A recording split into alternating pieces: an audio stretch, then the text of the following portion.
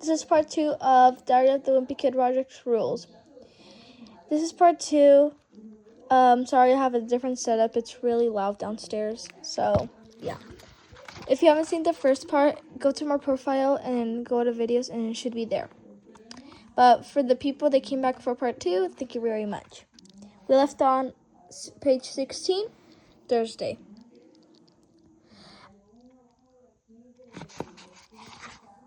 Sorry. Another reason my summer was kind of lame was because my best friend, Raleigh, was on vacation pretty much the whole time. I think he went to South America or something, but to be honest with you, I'm not really sure. I don't know if that makes me a bad person or whatever, but it's hard for me to get interested in other people's vacation. And then we're gonna get on the boat and go down this river. Hey, have you ever noticed this freckle before? Besides, it seems like Raleigh's family is always traveling to some crazy place in the world. And I can never keep their trip straight. The other reason I don't care about Raleigh's vacation trips is because whenever Raleigh's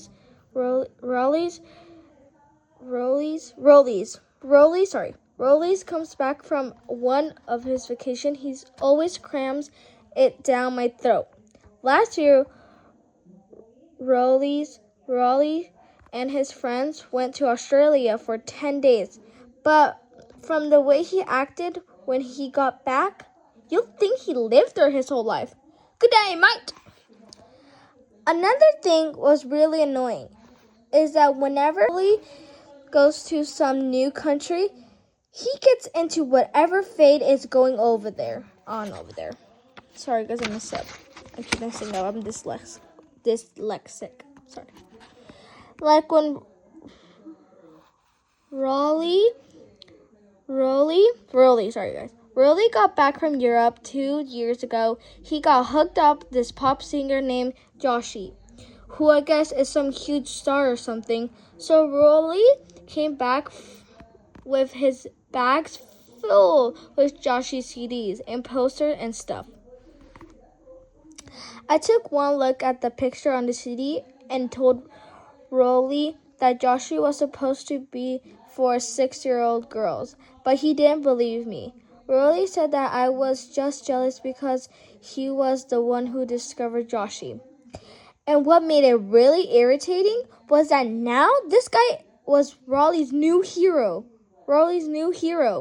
So if I ever tried to say anything critical at all, Raleigh didn't want to hear it. Joshy says you should respect your parents and follow your dreams. Speaking of foreign countries, today in French class, Madame Lefrifri told us we're going to be choosing pen pals this year. When Rodrick was in middle school, he had a 17-year-old girl from Holland as his pen pal. I know because I've seen the letters in his junk drawer. I don't know how to write in cursive, sorry. When Madame Lefrifri handed out the forms, I made sure I checked off the boxes that would get me a pen pal, just like Rodrick's. But after Madame Lefrifri read over my form, she made me start over and pick again. She said I had to choose a boy who is my age, and he has to be French, so I don't know exactly have high hopes for my pen pal experience. Friday. Mom decided to start making Rodrick pick me up after school. Just like I'm sorry guys. Pick me up from school. Just like he picked me up after swim practice. I guess that means she didn't learn from that experience, but I did. So when Rodrick picked me up Today I asked him to please take it easy on the brakes. Rodrick said, okay, but then he went out of his way to find every speed bump in town. Crash, ouch! Loaded dipper. Bump. When I got out of the van, I called Rodrick a big jerk, and then it got physical. Mom saw the whole thing unfold from the living room window.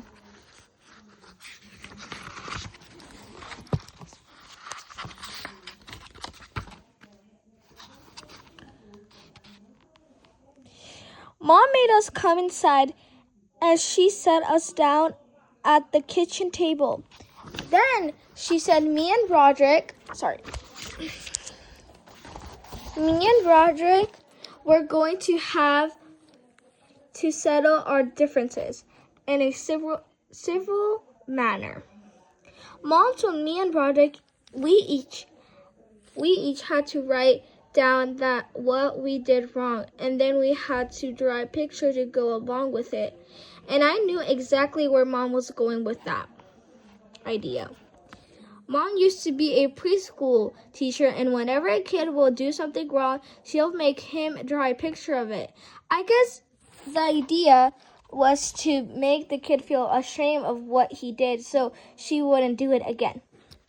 I will not break the crayons because that makes the other children very sad. Well, Mom's idea might have worked great on a bunch of 4-year-olds, but she's going to have to think of something better if she wants me and Rodrick to get along. I will not call Rodrick names. Bunny Rabbit. I will not put Gregory.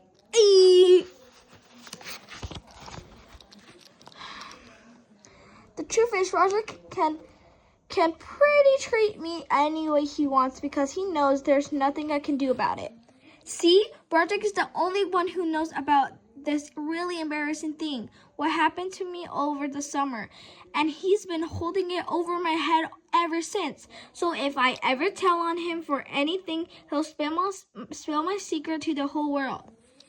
I just wish I had some dirt on him to even things out. I do know one embarrassing thing about Rodrick, but I don't think it's going to do me any good. When Rodrick was a sophomore, he was sick. The day they did school photos, so Mom told Dad to mail and Rodrick's freshman pictures for the school to use in the yearbook. Don't ask me how Dad screwed this up, but he sent in Rodrick's second grade picture. And believe it or not, it actually got printed. Unfortunately, Rodrick was smart enough to rip that page out of his yearbook. So if I ever gonna find something to use against him, I guess I have to keep digging. Wednesday. Ever since Mom assigned the dishes to me and Rodrick's dad's been going down to the finance room after dinner to work on this miniature Civil War battlefield of his.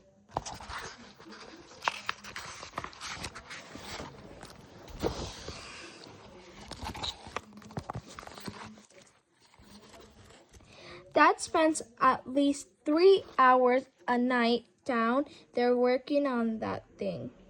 I think Dad would be happy to spend the whole weekend working on his battlefield, but Mom has other plans for him. Mom likes to rent these romantic comedies and she makes Dad watch them with her, but I know Dad is just waiting for the first chance to break away and go back to the basement. Whenever Dad can't be down in the furnace room, he makes sure us kids keep away from it. Dad won't let me or Rodrick go near his battlefield because he thinks we're going to mess things up. Earlier today, I overheard Dad saying something to Manny to make sure he doesn't go poking around back there either. I think I just heard some grunting noises coming from the furnace room. Saturday. Rolly came over to my house today. Dad doesn't like it when Rolly comes over because Dad always says Rolly is accident prone. I think it's because this one time Rolly was eating dinner here and he dropped a plate and broke it.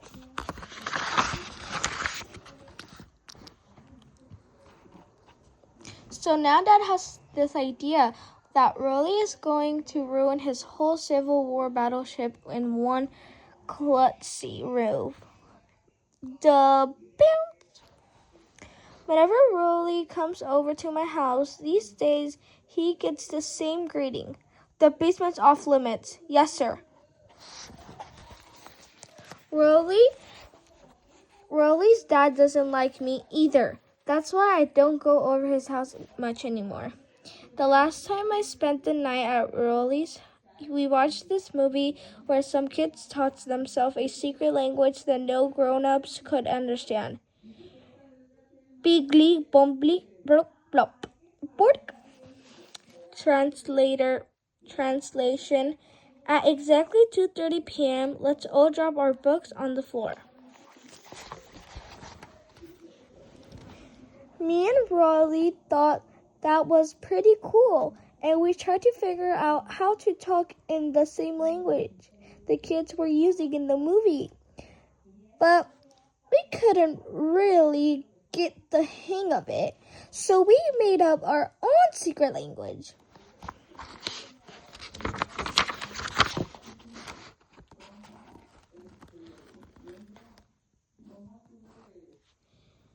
Then we tried it out at dinner. Your pa smells like woman pa. Hee hee hee. But Rolly's dad must have cracked our code because I ended up getting sent home before dessert, and I haven't been invited to spend the night at Rolly's ever since.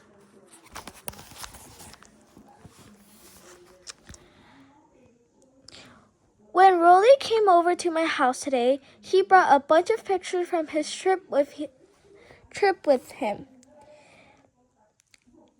He said the best part of his vacation was when they went on a river safari and he showed me all these blurry pictures of birds and stuff. Now I've been to the Wild Kingdom amusement park a bunch of times, and they have this river rafting rides where they have these awesome robot animals like gorillas and dinosaurs. If you ask, Rolly's parents should have just saved their money and taken him there instead. Did you see any sharks fighting giant tarantulas on your safari? No, the sharks don't fight tarantulas. Well, at Wild Kingdom they do.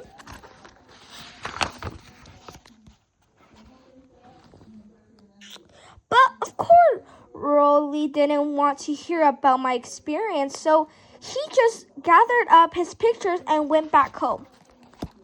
Tonight, after dinner, Mom made Dad watch one of the movies she rented, but Dad really wanted to work on his Civil War battlefield.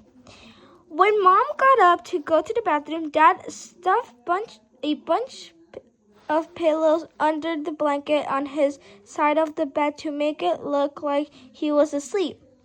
Mom didn't find out about Dad's decoy until after the movie was over. So she made Dad come to bed even though it was only 8:30. And now he sleeps in Mom and Dad's bed because he's afraid of the monsters that live in the furnace room. Okay, guys, that's all for this thing. Come back tomorrow to see Tuesday, page 33. So yeah, bye. Oh my god, my feet. Sorry. Bye, guys. Come back tomorrow to see Thursday. Bye. Love you guys. Thank you for watching this video. Please subscribe and like. Bye. See you tomorrow.